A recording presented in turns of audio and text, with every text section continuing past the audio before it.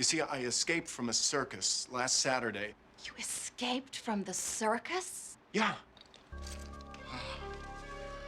A floater.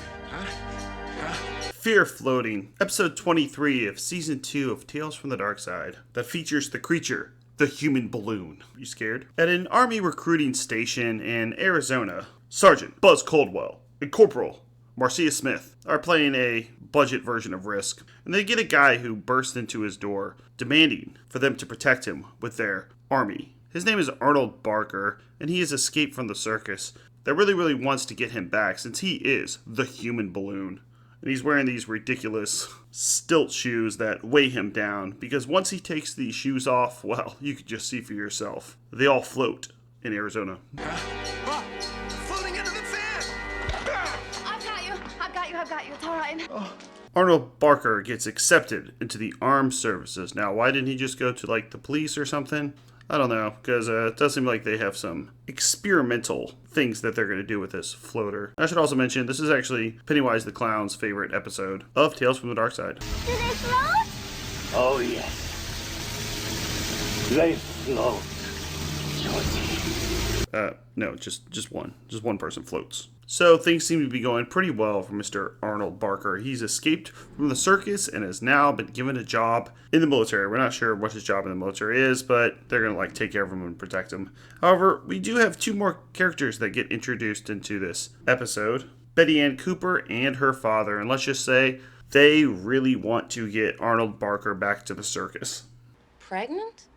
Oh, fat! A fat killer dwarf. Arnold, I still love you, but Daddy sure is gonna kill you. Long time no see. Betty Ann Cooper is played by Yardley Smith, who, like always, looks like she's 16 years old. She's not. She's 24 in this episode. And Yardley Smith does the voice of Lisa Simpson in the show, The Simpsons. You may have heard of it. Do you know that? Probably. She was also in Maximum Overdrive, which I will say, I remember liking that movie. Then for this episode, I started looking at reviews for the movie and realized everybody hates it. But, you know what, Stephen King? I think it's kind of cool. At least I did when I was 10 years old. And we learn that our friend Arnold Barker is a bit of a scumbag. He's lying about absolutely everything. He didn't escape from the circus. He escaped from getting married to Betty Ann Cooper. Yardley Smith herself. He's the runaway groom.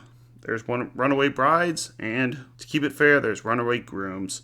And that's what he's doing. He's leaving her barefoot and pregnant and running away to the army. He made up this story about the circus, and her father wants to constantly put a shotgun in his face, and Betty Ann Cooper just wants him to love her like he used to. Shares a similarity with Pinocchio. When Pinocchio lies, his nose grows. And when Arnold Barker actually acts like a, reasonable human being, he doesn't float. But when he starts lying and being a scumbag again, he floats. It's like his karma. We never even went to the movies or watched TV or anything. He'd just take me on his lap and talk. I've been a low-down, good-for-nothing snake my whole life. I don't know any other way to be. I promise I'll marry you. I'll take care of you. I'll take care of the baby. Hey, I'll be a great daddy. So after lying to Betty Ann Cooper and saying, sure, I'll marry you, he stops floating. But then he just can't turn it off. Arnold Barker starts getting horned up again and going after the corporal. And, well, there's always that pesky ceiling fan.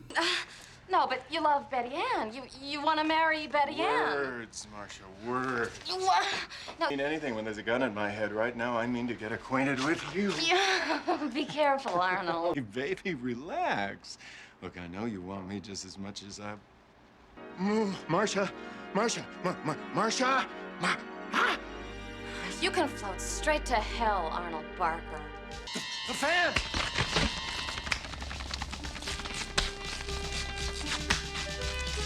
We get a well-deserved and grisly ending, though they don't show too much. However, this is unrealistic. Steve-O from Jackass taught us what happens when you jump into a ceiling fan. It hurts, but it's not going to kill you. Here's him demonstrating it.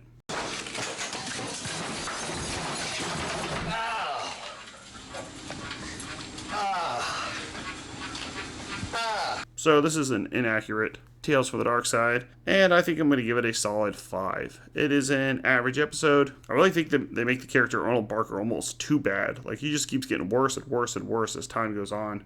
It would have been better if he actually did escape from the circus and they were coming to get him. I like that plot line better, rather than him being a runaway groom. They start with a good premise and go to a worse premise. Maybe in this alternate universe, we could have seen him performing at the circus. Alright, let's look at some reviews. So I gave it a 5 out of 10. What are other people going to give it? Oh, well, this guy starts with a 4 out of 10. I don't fly afloat. There's a big difference. Odd episode. Like a few Tales from the Dark Side episodes, Fear of Floating takes place entirely within a single location on a single set. Yes, a army recruiting station, supposedly. The production team were incredibly good at setting stories in a single location and pulling the actual episodes off. The acting is alright. Fans of the excellent Day of the Dead should note that Howard, who plays Arnold, here played the Fear of Floating is another strange little Tales from the Dark Side episode. The ending is pretty good, but the rest isn't so hot. Silly episode, 5 out of 10. Fear of Floating is a silly episode of Tales from the Dark Side. The absurd plot is terrible and not laughable. My vote is 5. You know, I'm starting to see a pattern here. 5 out of 10. Within the anthology series, you have your good episodes and bad ones. What about ones that are middle of the road? Then there are those strange tales that are simply Looney Tunes. Built from start to finish as a silly exercise, except for this one isn't really super funny. Like, it's not like they go the complete comedy route, which, considering how that usually turns out with Tales from the Dark Side, I'm kind of glad they didn't. It's played somewhat seriously.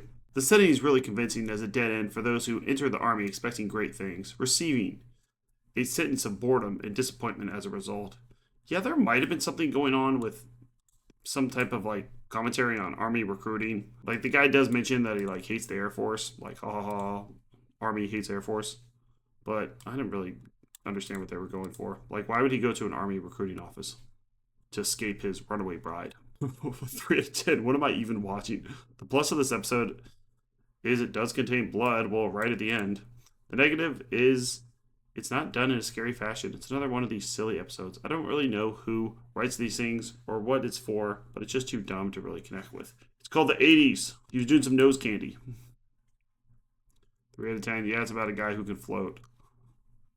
It's one of those dumb. This is one of those dumb comedies. Except for there's not much comedy. The stupid premise and an even stupider execution.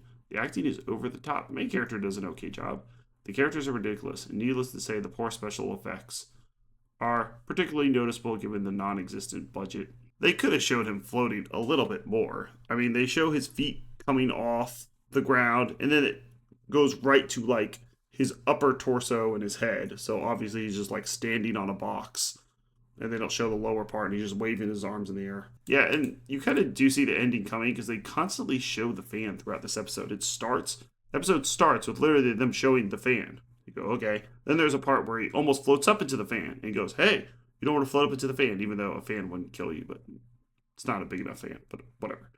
And then it ends with him going into the fan. Next up, we have the last episode of Season 2, Episode 24, The Caspian Curse, which has, to date, the best beginning of any Tales from the Dark Side.